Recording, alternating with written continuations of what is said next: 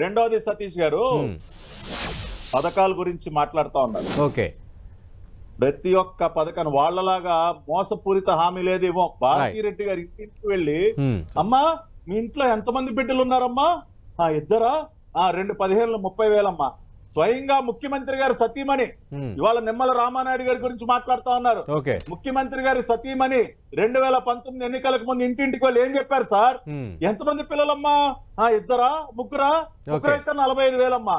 కానీ అధికారంలోకి వచ్చిన తర్వాత అబ్బెబ్బే మేము ఎక్కడన్నామండి, ఒకటే తల్లికే ఇస్తాం, మేము ఆ రకంగా చెయ్యం. మీకు ఎంత కడుపు మండినా ప్రతి ఒక్క బిడ్డకి తల్లికి వందనం పేరుతో మేము డబ్బులు ఇచ్చి తీరుతాం. జెలుసిల్ సిరప్ పేరు రాసుకోన్నా, జెలుసిల్ తాగండి, అది బాగా మీరు అందరూ. పట్టాభిరామ్ గారు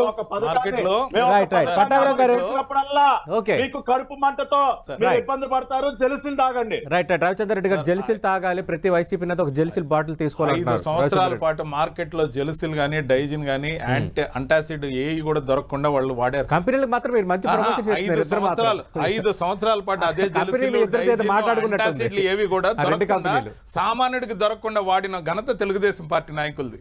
మరి జగన్మోహన్ రెడ్డి గారిది ప్యాలెస్ అని, ఏ ముఖ్యమంత్రికి ఏ ప్రధానమంత్రికి ఉండనంత సెక్యూరిటీ ఆయనకు ఉందని చెప్తూ ఏ సెక్యూరిటీ లేకుండా నిర్దాక్షిణ్యంగా వదిలిన్నారు సార్. ఇప్పుడు మరీ ముఖ్యంగా చంద్రబాబు నాయుడు గారికి మాత్రం ఒక స్పెషాలిటీ ఉంది సార్.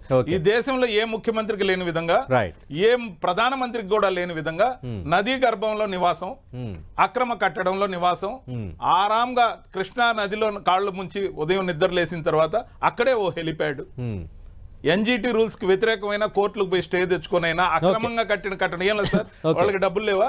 వాళ్ళకి కావాల్సిన కార్యకర్తలు కావాలంటే ఎటువంటి రాజభవనం లాంటిదైనా విజయవాడలో వాళ్ళకు ఉండదా? మొండి పట్టుదల ఎందుకు సార్?